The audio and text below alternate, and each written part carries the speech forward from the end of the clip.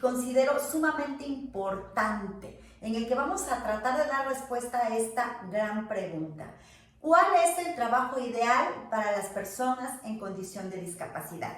Una respuesta que yo creo sigue siendo envuelta por muchos mitos en el contexto y limitando en gran medida las oportunidades para las personas en condición de discapacidad.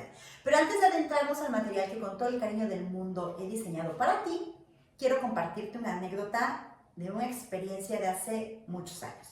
Verás, me contactó vía telefónica una señora solicitándome una entrevista, dado que su hijo con discapacidad motriz, ya adulto, quería trabajar y bueno, deseaban que yo les orientara para que lo pudieran concretar.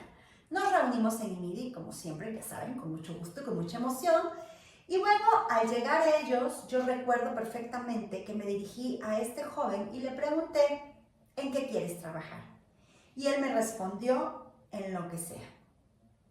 A lo cual, bueno, pues yo quise indagar y le dije nuevamente, a ver, compárteme, ¿qué te gusta? ¿Qué te gustaría hacer? ¿En qué te gustaría trabajar? Todos los días de tu vida es una decisión muy importante a lo que te vas a dedicar todos los días, qué te hace feliz, en dónde quisieras estar todos los días trabajando. Y él me respondió, la verdad yo quiero ser carpintero. Cuando él me dijo, yo quiero ser carpintero, bueno, su mamá puso el grito en el cielo y dijo, no, no, no, no, no. Por favor, consíguele un trabajo en Oxxo, que vaya y que acomode artículos en Oxxo, productos en Oxxo y listo. Ayúdalo a trabajar en Oxxo. Y entonces yo le pregunté a él, ¿a ti te gusta acomodar cosas? ¿A ti te gusta empacar cosas? Y él me dijo, no. Yo le pregunté, ¿a ti qué te gusta? Y él me dijo, bueno, es que a mí me gustaría lijar muebles, me gustaría pintar muebles, a mí me gusta la carpintería. Y bueno, en ese momento de verdad que su mamá decía, no, no, no, no, no. Yo he de serte totalmente honesta, yo me centré en ver qué quería este joven, cuáles eran sus sueños, cuáles eran sus anhelos, y en ningún momento volteé a ver su condición de discapacidad. Para mí esa condición de discapacidad siempre está en un segundo término, porque en primer término está la persona, con sus gustos, sus anhelos, sus inquietudes, sus sueños, y con eso, a partir de eso, podemos trabajar y lograr todo lo que queremos en la vida. Así es que bueno, finalmente comenzamos a trabajar por ese camino, y que les cuento, hay una gran historia atrás. Pero bueno, ahora sí, con esta información que te acabo de compartir, con esta anécdota, ya te irás dando más o menos una idea de por dónde está la respuesta. Pero ¿qué te parece si lo vemos con mayor detalle con este PowerPoint que te he preparado? Pues bien, ¿cuál será el trabajo ideal para cada persona en condición de discapacidad? Te quiero presentar a Sari y también te quiero presentar a Abril. Ellas dos colaboran en IMIDI, son mis compañeras de trabajo. Y bueno, déjame decirte que Sari es la mujer mayor que se encuentra ahorita en la foto. Ella es maestra en IMIDI, desempeña el taller de manualidades y también el taller de lectura, promoción de la lectura. Y en el caso de Abril, que es la mujer más joven de la imagen, Abril es mi asistente. Estos puestos de trabajo fueron ofrecidos de acuerdo a sus características, de acuerdo a sus gustos, de acuerdo a su personalidad, de acuerdo a su capacitación, a su formación, y entonces finalmente podemos hablar de una vocación en acción, de una vocación en servicio. Así es que, bueno, ya te las presenté y espero compartirte un poquito más de ellas en este momento. Vamos a ver. Hablando de vocación, que yo considero es la clave que nosotros siempre debemos tener presente cuando estamos promoviendo la inclusión laboral. No se trata de que todos trabajen de algo en lo que nosotros creemos es lo mejor para ellos. Ellas y ellos tienen el derecho a elegir libremente, eso ya lo veíamos, es uno de sus derechos humanos. No podemos, no debemos imponer alguna actividad, algún oficio, alguna capacitación en especial, porque para nosotros es más fácil, porque es lo que tenemos o porque es lo que consideramos que ellas y ellos requieren. Me ha tocado ver en muchísimas escuelas de formación laboral que les dicen, bueno, ya que quieres venirte a formar en la escuela, elige. Hay intendencia, hay para hacer pulseras, o hay el taller de composta, o en algunos otros les dicen, hay el taller de llenar garrafones de agua o panadería. Entre estas opciones, escoge, ¿qué quieres? No, pues no me gusta nada de eso. Bueno, pues entonces te vas a ir a intendencia. O entonces te vas a ir a... Y se asigna una capacitación de manera arbitraria. Imagina qué pasaría con tu vida si alguien te obliga a estudiar o a hacer algo que no te gusta y que a eso te tienes que dedicar toda tu vida. Muy probablemente te sentirías frustrada, frustrado, enojado, desmotivado. Esto es lo que nosotros tenemos que valorar también. Es muy importante que a nadie lo incitemos a trabajar en algo que no le agrade, porque va a ser una actividad que le va a acompañar el resto de su vida y merece vivirla feliz. Así es que busquemos qué les gusta, qué no les gusta, y para encontrar su vocación, fíjate, hay un material que a mí me gusta mucho, que es el de las dimensiones de calidad de vida.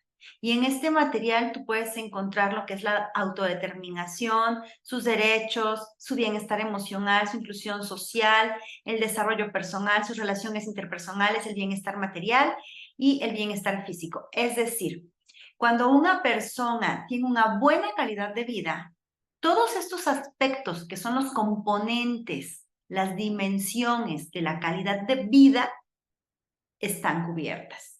No solo uno u otro, todos estos componentes. Hay personas que me dicen, bueno, yo lo que quiero en la vida es que mi hijo o mi hija sea feliz. Perfecto. ¿Y cómo consideras tú que tu hijo o tu hija va a ser feliz? ¿O tu alumno o tu alumna va a ser feliz? Bueno, porque lo queremos mucho. Ajá. Imagínate tú en su situación. Yo te invito a ser siempre empática, empático y que trates de ver a la persona como si fuera tu espejo. Si yo estuviera en esa situación, ¿qué haría? Si yo estuviera en esa situación, ¿cómo me gustaría que me trataran? Si yo estuviera en esa situación, ¿cómo me gustaría ser vista? Entonces, imagina por un momento que a ti te dicen tus papás, te queremos mucho y porque te queremos mucho y te damos comida y te compramos ropa, tú eres feliz. Bueno, cubren algunas necesidades y eso es muy importante y es muy bueno, pero ¿y qué hay de la otra parte, de la parte de la autorrealización? ¿Qué hay de la parte del disfrute de mis derechos humanos? ¿Qué hay de la parte de la recreación con mis amigas y amigos? Y fíjate, hace muchos años, recuerdo en un congreso en el que estuve en la Ciudad de México, una mujer del auditorio se levantó a hacer una pregunta. Ella decía que su hija con síndrome de Down toda la vida había sido, pues, una niña muy feliz, muy alegre, muy participativa, pero que ya llegada a la adolescencia se transformó. Y entonces ahora ya no quiere salir de casa, se la pasa encerrada en su habitación, no quiere convivir y que pues evidentemente están muy preocupados por ella, ¿no? Al indagar un poquito más en relación al contexto, a lo que estaba ocurriendo con esta chica, pues fue fácil darnos cuenta que había crecido. Evidentemente había crecido y como todas las personas cambiamos de intereses y queremos ahora hacer cosas diferentes o con personas diferentes. Es decir, ampliar nuestras posibilidades de relacionarnos. Resulta que esta chica, por ejemplo, tiene una hermana un poquito mayor, 1 o 2 años, con la que siempre había convivido. Iban al parque todos como familia, se divertían en el parque, jugaban, iban a la escuela, en fin. Finalmente, la hermana continúa estudiando, van creciendo y esta chica al terminar pues la escolarización sumamente básica que le proporcionaron, pues se quedó sin ir a la escuela, ¿no? Se quedó en casa y ella veía cómo su hermana se iba a la escuela y ella se quedaba en casa, ¿no? Y su hermana comenzó a alternar entre la escuela y un trabajo y ella se quedaba en casa, ¿no? Entonces su mamá le decía, bueno, vente, vamos a divertirnos, vamos al parque. Pues la chica ya no tenía el interés de salir con mamá al parque. Ella quería ir al parque, pero con amigos, con amigas, quería ir a la escuela, quería trabajar, quería hacer las mismas cosas que hacía su hermana. Indagando más, nos dimos cuenta de este contexto, de este panorama, y entonces, ¿cuál crees tú que sea la solución? ¿Dar un medicamento para la depresión porque no quieres salir? ¿O replantearnos qué estamos haciendo como familia? Dar la oportunidad de continuar con su desarrollo, con su vida, con sus relaciones. Evidentemente, esta chica sigue amando a su familia, quiere a su familia, pero sus intereses han cambiado, como los de cualquier joven. Ahora ya quiere salir con amigos, quiere tomarse de la mano quizá con un chico, quiere continuar en la escuela con estas relaciones de amistad, tener un trabajo como su hermana, la que tanto quiere y admira. En fin, por eso es importante analizar que estas dimensiones de calidad de vida deben estar cubiertas. ¿De acuerdo? Te voy a compartir dentro de este módulo, en el apartado de anexos, te voy a compartir 3 escalas. Una escala que es la de la autodeterminación, que ellas mismas nos van mostrando, ellas y ellos mismos nos van mostrando, y nosotros a través de la observación, del trato, de la convivencia, pues vamos detectando y entonces vamos llenando esta escala. Son unos indicadores muy fáciles de detectar y los vamos palomeando y nos vamos dando cuenta cómo andamos por ahí. Entonces, te la adjunto porque es un instrumento muy valioso que vale la pena aplicar. Bueno, también les comparto la escala, bueno, ya te decía, la escala de autodeterminación. También te comparto la escala de las habilidades adaptativas y la escala de calidad de vida. Son las 3 escalas que te voy a compartir. Bueno, en cuanto a las habilidades adaptativas, esto es bien importante.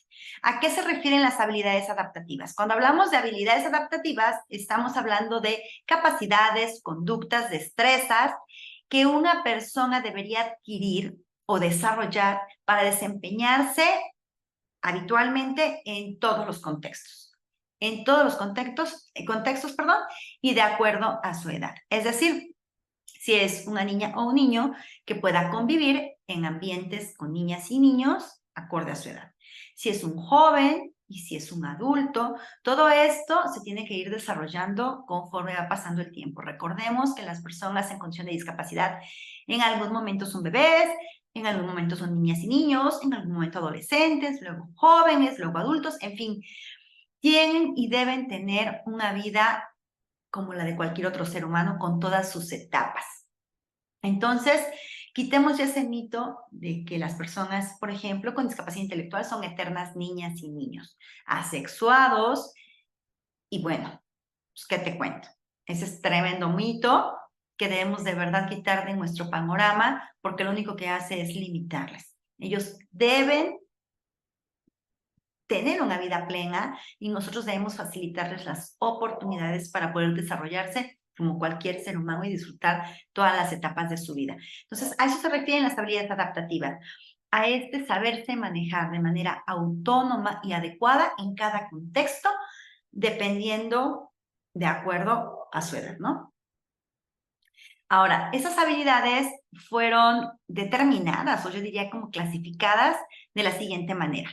En las habilidades de comunicación, y aquí es importante mencionar, hablar es una cosa y comunicar es mucho más amplio. Hay personas que por sus propias características o bien por falta de estimulación y terapia adecuada, porque pueden ser ambas situaciones o una y otra, ¿no? Pueden ser en conjunto o pueden ser separadas, en fin. No logran una expresión verbal, pero eso no quiere decir que no comunican. El cuerpo comunica, la mirada comunica, todo comunica. Entonces necesitamos estar abiertos, ser receptivas y receptivos a esa comunicación. ¿A qué nos quieren expresar? ¿Qué sienten? ¿Qué piensan? ¿Qué necesitan? ¿Qué les gustaría? Entonces, bueno, hay que darnos cuenta que la comunicación es mucho más amplia que solamente emitir sonidos, porque incluso cuando se emiten sonidos hay que ver que estos tengan una concordancia con lo que realmente quiere decir, es decir, que cada palabra que están emitiendo tenga un significado también para ellas y para ellos, ¿no? Entonces, bueno, es muy amplio, pero bueno, quería hacer la acotación. También cuestiones de autocuidado, que pueden considerarse todas aquellas relacionadas al aseo personal, a la vestimenta, a la comida, a la higiene, al saber tomar sus medicamentos de forma adecuada en la dosis precisa. Eso se trata de mayor autonomía, ¿no? Pero también en autocuidado, y aquí no lo menciona el documento, yo te quiero decir que también es importante que consideremos el autocuidado en relación a las relaciones con otras personas, con la idea de evitar abusos, con la idea de ponerlos en situación de riesgo. Que sepan, por ejemplo, que su cuerpo es su cuerpo y es privado. Que nadie, que ellos no quieran, que ellas no quieran, puede venir a tocarlos, a pedirles que hagan cosas que ellas y ellos no quieren. Entonces, eso es bien importante en el autocuidado. ¿Por qué? Porque estamos pensando, estamos proponiendo que tengan una vida plena y esta vida plena implica que vayan a un trabajo y que en el trabajo se puedan desempeñar como cualquier otro trabajador sin el cuidado de nadie. Nadie tiene que estarles cuidando, que hay que va a ir la mamá a cuidarlas, que va a ir la tía a cuidarlas, que va a ir la abuelita. Nada, como cualquier otro colaborador o colaboradora de cualquier empresa o institución. Entonces, nosotros necesitamos también considerar que el autocuidado implica que estén siempre vigilantes a que nadie invada su espacio personal, que nadie toque sus partes íntimas, por ejemplo, que nadie les pida hacer cosas que ellos no quieren, que cuando van al baño cierren la puerta, que no permitan el acceso a nadie cuando ellos están en el baño.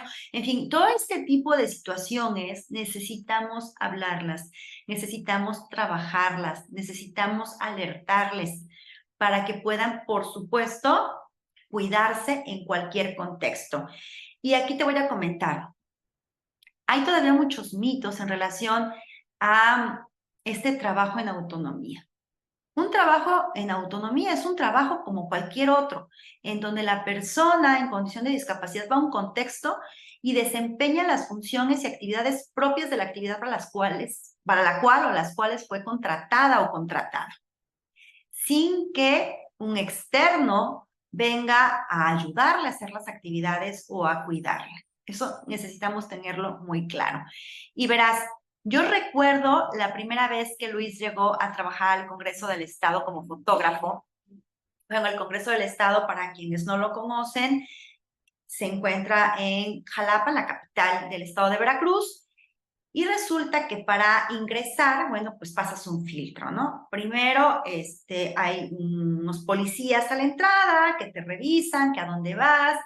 Hay una persona en un módulo que te pide la credencial de lector, que te registran, que a quién vas a ver. Hablan a ver si es cierto que te están esperando, en fin, después pasa si hay otro guardia, después pasa si hay un acceso que también te revisan la bolsa, en fin. Es todo un protocolo para entrar y luego para salir, ¿no? Entonces, la primera vez que Luis fue a trabajar, yo lo acompañé para que él viera cuál era su oficina.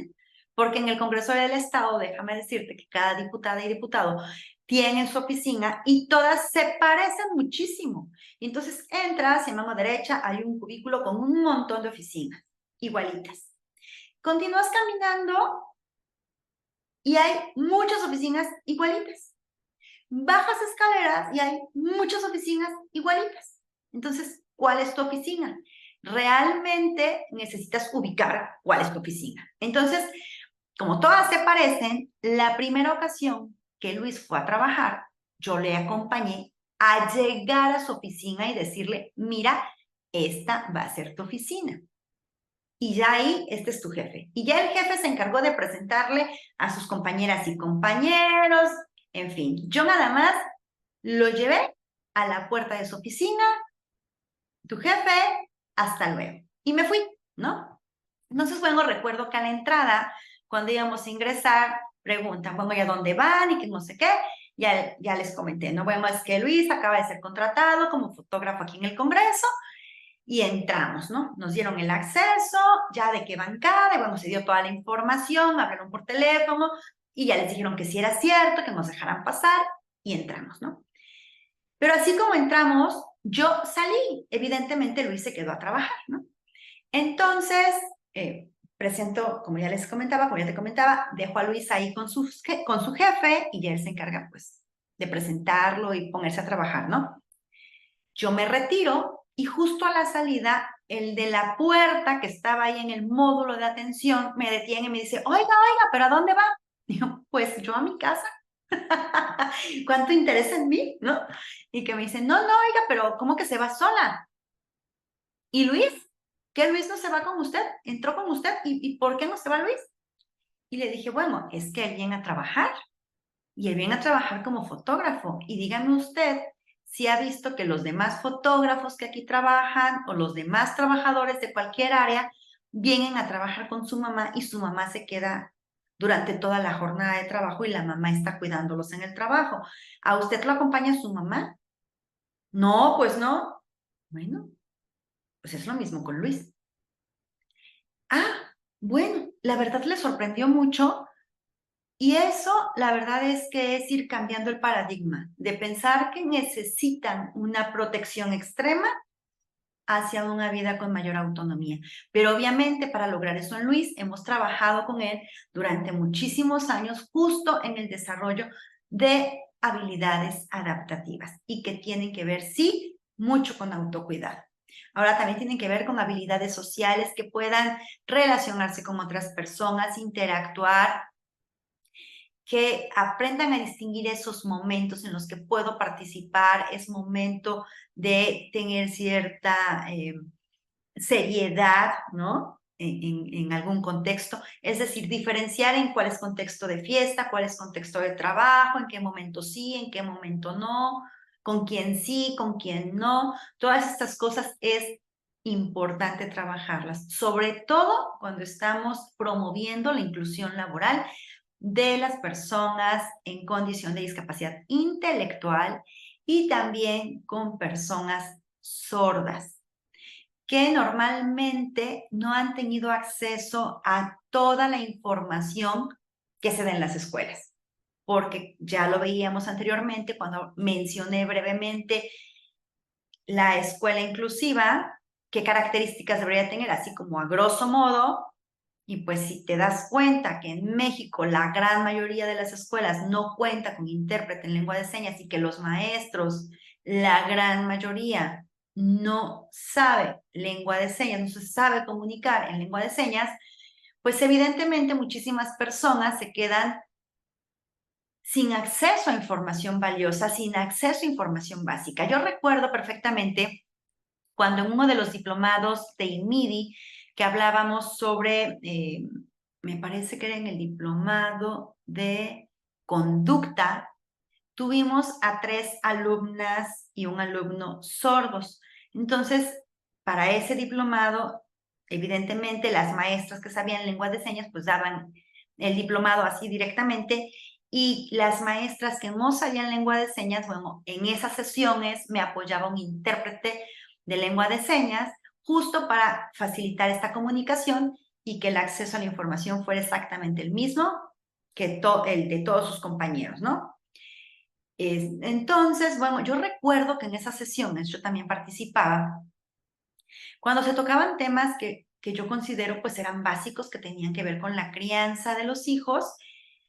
Ellos estaban, y él, más bien ellas y él, estaban muy interesados en el tema y hacían muchas preguntas porque ellos decían, bueno, nosotros nos casamos, nosotros tenemos hijos, pero en realidad no sabíamos nada de esto. A nosotros nadie nos ha hablado de sexualidad, nadie nos explicó ningún tema.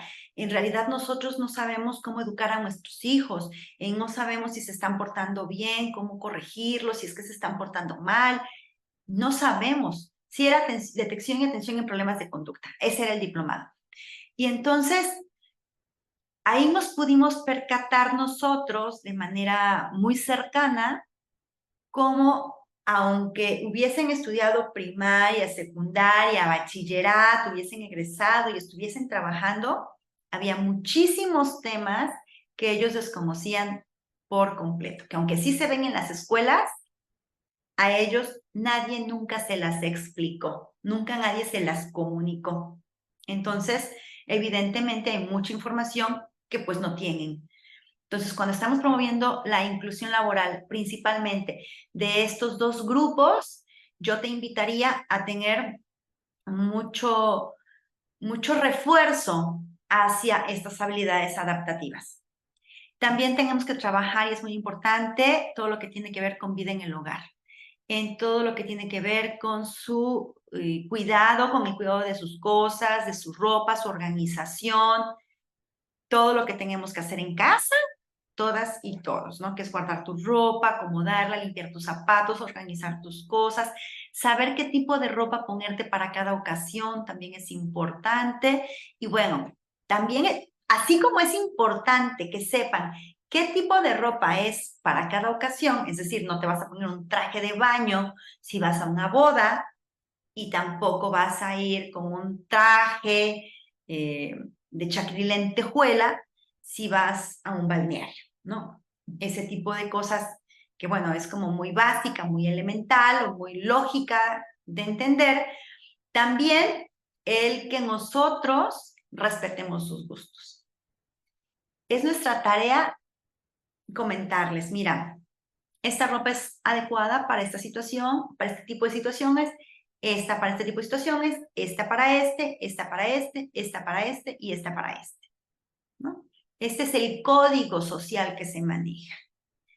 Pero también tenemos que ser respetuosas y respetuosos de su gusto.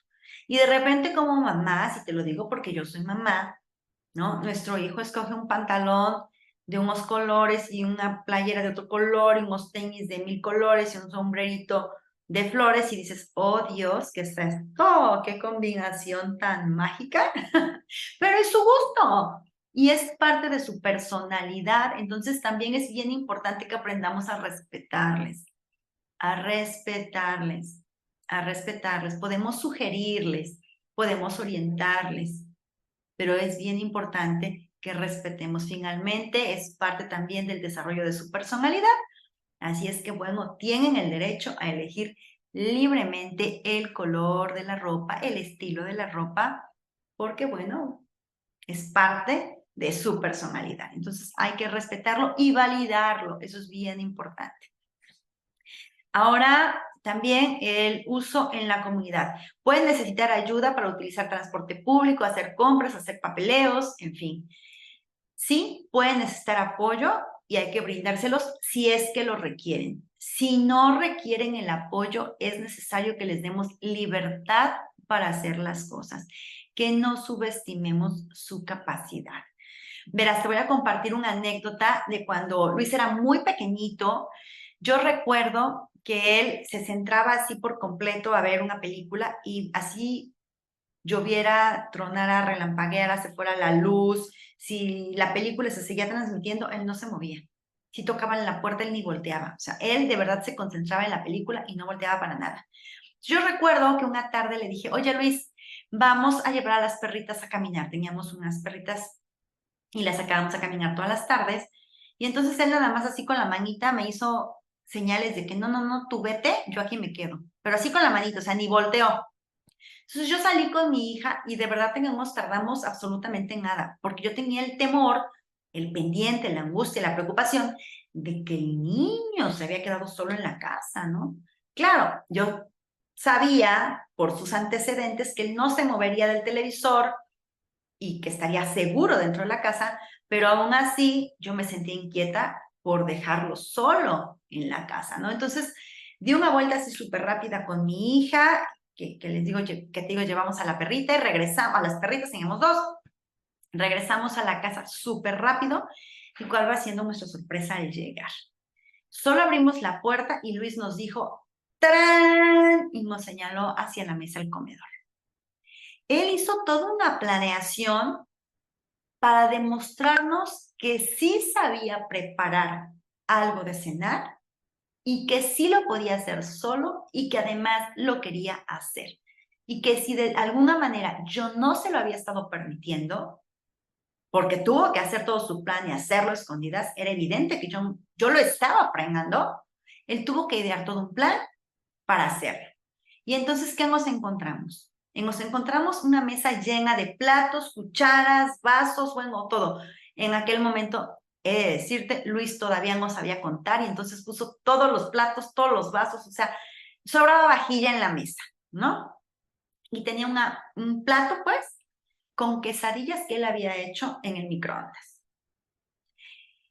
Cuando yo vi eso y la emoción con la cual mi hijo nos recibió, mostrándonos, mira, yo también quiero colaborar, yo también puedo y los amo y con esto yo les demuestro mi amor, me hizo reflexionar en cuántas y cuántas cosas yo le estaba limitando, en cuántas y cuántas cosas yo estaba suponiendo que no podía, que estaba muy pequeño, que era muy peligroso y lo estaba de alguna manera sobreprotegiendo al no permitirle que hiciera las cosas. Entonces sí, evidentemente hay momentos en la vida en que requieren apoyo, hay situaciones específicas en las que requieren apoyo, pero hay otras muchas en las que no. Entonces, si no requieren el apoyo, no se los demos. Eso es también bien importante. Cuando tú ayudas a una persona que evidentemente lo puede hacer, el mensaje oculto que le estás lanzando es, tú no puedes. Lo tengo que hacer por ti porque tú no puedes. Y eso, muy debajo del agua, muy discretamente, ataca su autoestima. Entonces, de verdad, por favor, no hagamos actos de sobreprotección ni ayudemos si no lo requieren. Pues bien, estas habilidades también, ay, permíteme un segundito. Estas habilidades, bueno, también fueron definidas de la siguiente manera. Autodirección, salud y seguridad, académicas y funcionales de ocio y tiempo libre y trabajo. Bueno, autodirección, que tiene que ver con esta parte de la autodeterminación, que también ya hemos estado comentando. Salud y seguridad, bueno, finalmente, todo esto ya lo hemos comentado, ¿no? Qué tan importante es que sepan cuidar su salud y su seguridad en los diferentes contextos, que si tocan en la puerta de la casa y no conozco a la persona, pues no le abro. Aunque me diga que viene porque me quiere mucho, si yo no lo conozco, no le abro. Que si voy a avisar, le apago la estufa cuando termino. Que sé qué medicamento tomarme y no me confundo con otro. Cuando a mí me dijeron hace muchísimos años, cuando estaba tratando de que mi hijo aprendiera a leer y escribir dentro del contexto educativo en la primaria, para ser específica, y las maestras me decían que yo estaba soñando, que pues eso no lo iba a lograr. Recuerdo que eran muy insistentes en decir, es que tiene que aprender cosas para la vida, cosas para la vida. Y déjame decirte que leer y escribir son cosas para la vida, son fundamentales para la vida, para una vida con autonomía, una vida en libertad. Te voy a decir por qué. Una persona que sabe leer de forma autónoma se puede subir al transporte público, porque puede ver qué dice el letrerito y hacia dónde va y puede subirse si es el camión que está esperando. Se puede mover de forma autónoma. Si se baja en alguna calle, si toma un taxi, sabe en dónde está porque sabe leer los letreros. Digo esto en cuestiones muy básicas y muy elementales. Sabe tomarse el medicamento porque sabe leer la receta, cuál le toca, cuándo le toca. Sabe preparar alimentos siguiendo instrucciones en una receta. Puede tener recetas variadas y hacer cualquier cantidad de cosas si sabe leer y seguir instrucciones. Por ejemplo, ¿no? Si sabe escribir, te puede dejar un recado. Si sabe escribir y tiene dificultades de comunicación verbal y las otras personas con las que se encuentra no le entienden, bueno, pues les puede escribir. De verdad que son habilidades básicas para la vida que sí pueden desarrollar, que me consta porque finalmente lo logramos y hemos impulsado a que muchas personas lo logren. Entonces yo te puedo asegurar que sí se puede. Si lo trabajas con determinación, con constancia, en equipo y con el método adecuado. Entonces, bueno, pues nada más como dato, sí pueden aprender y además es necesario. Debería de estar ahí como parte de una de las habilidades adaptativas fundamentales para que no se nos pierda en el camino y también se trabajen. Y yo te decía que como cuestión muy básica, el aprender a leer y escribir te ayuda en estas cosas, pero la verdad es que aprender a leer y escribir te abre un panorama impresionante a nuevos conocimientos, a un mundo mágico. Yo recuerdo a Julieta, alumna de IMIDI, también con síndrome de Down. Ella llegó con nosotros, tendría alrededor de 8 años, estaba cursando la primaria en una escuela regular, pero evidentemente no le estaban enseñando ni a leer ni a escribir, porque bueno, las maestras pensaban que no iba a poder, ¿no? Y entonces, pues la enseñaban a dibujar, a hacer cuadritos, en fin, pero a leer, no. El caso está en que llega con nosotros y comenzamos a trabajar de manera personalizada, sistemática, en colaboración con su familia. Hicimos un gran equipo y finalmente Julieta aprendió no solo a leer y escribir, sino a desarrollar su capacidad de redacción y comenzó a redactar cuentos. De hecho, uno de sus cuentos fue publicado por el ayuntamiento y bueno, tiene un cuento muy bonito que se llama Julieta, la niña gimnasta. Y Julieta me dijo un día, gracias. Yo, ¿por qué, mi Julie? Porque gracias a que aprendí a leer, hoy puedo leer todos los libros y enterarme de todas las cosas y aprender cosas de todos lados, de todo el mundo, de culturas, del clima, de todo. Hoy yo puedo aprender de todo. Entré a un mundo mágico. Entonces, la verdad es que la lectura y la escritura les abre un sinfín de posibilidades, un abanico muy grande. Así es que, bueno, aunque este curso no tiene que ver con lectura y escritura, tiene que ver con inclusión laboral, también son elementos básicos que tenemos que considerar.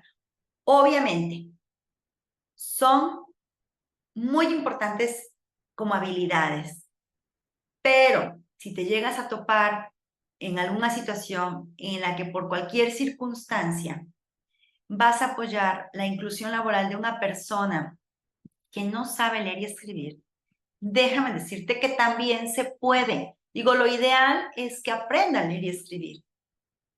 Es como cuando vas a un balneario, qué bueno que sepas nadar, porque no te vas a ahogar. Pero si no sabes nadar, de todas maneras ve. Ponte tus flotadores, ponte tu salvavidas, súbete a una lancha y vive la experiencia. Sí se puede. Lo mismo ocurre en la inclusión laboral. Si sabe leer y escribir, tiene mayores competencias, puede desempeñarse de alguna manera, puede tener acceso a otros puestos, en fin. Pero si no sabe leer y escribir, ponle su salvavidas, trépalo a la lancha y que se lance al ruedo. Porque sí se puede y merecen vivir una vida plena de verdad. Así es que bueno, cuestiones académicas y funcionales se tienen que ver, de ocio y tiempo libre, que también ya hemos mencionado, y bueno, lo del trabajo, todo lo que necesitan desarrollar como habilidades para poderse incorporar al ámbito laboral. Y aquí es importante también mencionar, cada trabajo representa ciertos retos en cuanto a habilidades. Por ejemplo, si se va a dedicar a cuestiones administrativas, bueno, pues quizá manejar la computadora, sacar copias, manejar la copiadora, organizar documentos, en fin. Debe saber los procesos de todas estas actividades y realizarlos como debe de ser, ¿no? Debe haber, por supuesto, una capacitación, un entrenamiento previo para que esto se logre. Si sus actividades son, por ejemplo, de fotografía, pues debe evidentemente saber sacar excelentes fotos, tomar ángulos, el manejo de la luz, el movimiento, los planos, o sea, son muchas cosas las que también debe saber de cuestiones técnicas específicas de su trabajo. Pero no solo eso. Deben manejar estas competencias específicas del trabajo, pero también competencias que les permitan ser exitosos en su trabajo, como por ejemplo el seguir instrucciones. Es muy diferente saber tomar fotografías a seguir la instrucción de que tome fotografía a determinadas personas, por ejemplo, porque pudiera darse el caso de que diga, bueno, yo sí sé tomar fotos y quiero tomar fotos, pero no me da la gana tomarle las fotos a lo que tú me estás pidiendo. Yo le quiero tomar foto a las estrellas. Entonces, todas estas cosas, por ilógicas que parezcan, necesitan ser trabajadas. Entonces, bueno, te lo comparto con mucho cariño para que no se te pase por alto esta situación. Bueno, yo te quiero compartir lo que considero la filosofía del éxito personal y familiar en relación a la inclusión. Hay que darle la bienvenida a la responsabilidad y decirle adiós al victimismo. Es también bien importante saber diferenciar cuando se trata de un acto de discriminación y cuando yo estoy cayendo en el victimismo por no hacerme responsable. ¿Y a qué voy con esto? Verás, en un caso de inclusión laboral, yo recuerdo que la maestra que estaba promoviendo esa inclusión me contacta y me dice, ¿sabes qué? Mira, estamos teniendo problemas con tal persona que fue incluido en tal trabajo porque pues todos le dieron la acogida muy bien, ¿no? Le dijeron cuáles eran sus funciones y la verdad es que en la institución todos están muy contentos, le dieron la recepción pues muy emocionados, ¿no? Porque trabajar ahí esta persona. Sin embargo, conforme van pasando los días, las semanas, pues ya las personas no se le quieren acercar, porque resulta que este joven va al trabajo todos los días con la misma ropa, ya sucia, que si un día comió tacos y se le chorreó la salsa, al otro día va con la misma ropa, con la salsa chorreada, huele mal, no se baña, va sucio al trabajo y evidentemente, pues las compañeras y compañeros pues comienzan a alejarse, ya no se quieren sentar junto a él, pero no es por cuestión de discriminación, no es porque le estén haciendo el feo, no es porque quieran hacerlo a un lado porque tienen alguna condición de discapacidad, es que no les gusta estar oliendo a mugre, y es la verdad, ¿no? Y entonces este joven, por su parte, decía que en esa institución lo estaban discriminando, porque ya todos se iban a sentar hacia otro lado, ¿no? Y que él pues sí se percataba de que pues, al principio lo recibieron muy bien, pero ya después poco a poco se han ido alejando los compañeros y las compañeras, ¿no? Entonces, a ver, vamos a hacernos responsables, vamos a hacernos responsables. No porque tenga una condición de discapacidad quiere decir que no me voy a bañar, que voy a ir sucio al trabajo, que voy a oler súper feo y voy a querer sentarme con todos y que todos se sientan muy a gusto en mi compañía. Porque honestamente, ¿quién se siente a gusto en cualquier ambiente cuando hay un aroma feo? Es incómodo. Y si estás en una oficina y esta oficina todavía es pequeña y huele mal, incluso no te concentras para trabajar. Todo esto influye en el ambiente. Entonces, deja de ser víctima y sentir que todo el mundo está en tu contra, todo el mundo conspira contra ti y ve qué es lo que tú estás haciendo que contribuye a que esto esté ocurriendo. Porque al principio todos me recibieron bien y ahora comienzan a alejarse. ¿Qué estará pasando? ¿No? Y en este caso, como está esta maestra que está en este proceso de gestión de su inclusión laboral, bueno, pues, a ver, maestra, a ti te toca ser la mediadora y la de explicarle, ¿no? A ver, joven, mira, todos los días es importante cambiarse la ropa. Es importante venir limpio al trabajo. Aunque aquí cuando te contrataron te dijeron tus funciones van a ser esta y esta, y no te dijeron tienes que venir todos los días bañado y con ropa limpia, porque bueno, ¿cuándo te dicen eso cuando te contratan? Se da por hecho que vamos a ir al trabajo limpios y con ropa limpia y bañados todos los días.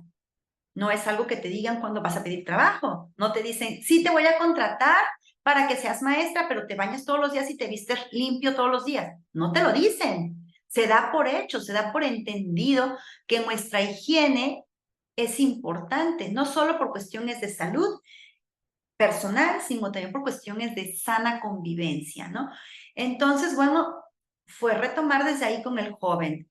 A ver, mira, si yo vengo sucia y huelo feo, ¿tú te sentirías a gusto sentándote conmigo?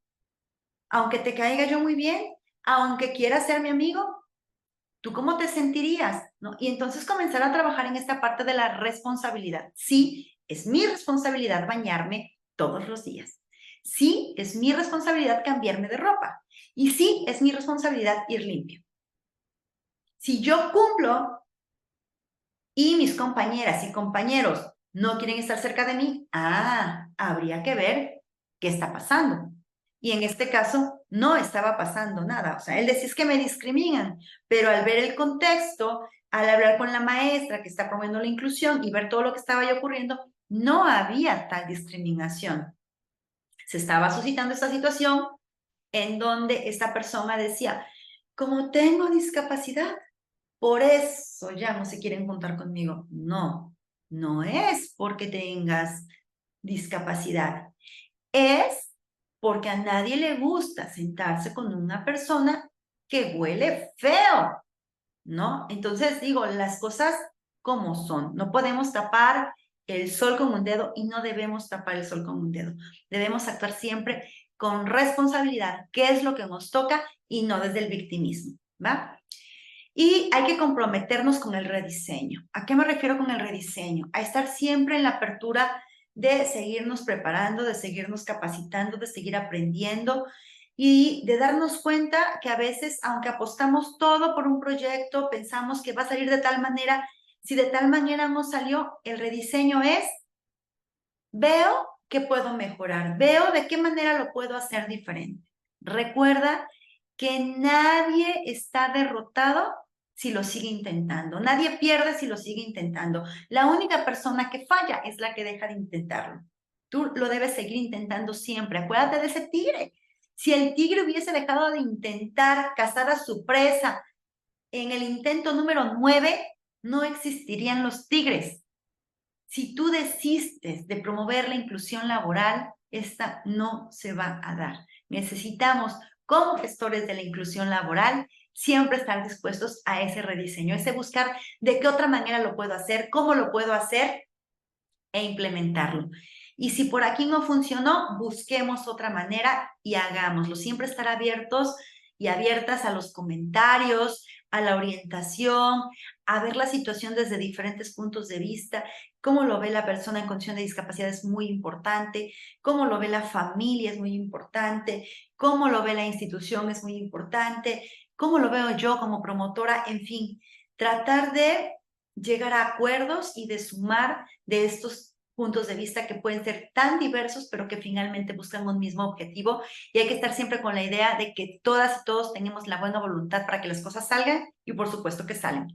Y bueno, también te invito a que abraces tus logros y agradezcas todo cuanto hay y todo cuanto pasa en tu vida. Celebra tus logros. Si hoy lograste una entrevista, ¡bravo! ¡Wow! ¡Lo lograste! ¿Que no te dieron el trabajo? No importa, lograste la entrevista. Un paso adelante. Bien, ya tienes más elementos, más experiencia, más conocimiento para una segunda entrevista. Y así sucesivamente. Celebra tus logros y también celebra todo lo que pasa en tu vida, porque todo, si lo ves desde un enfoque constructivo, todo te apoya para mejorar.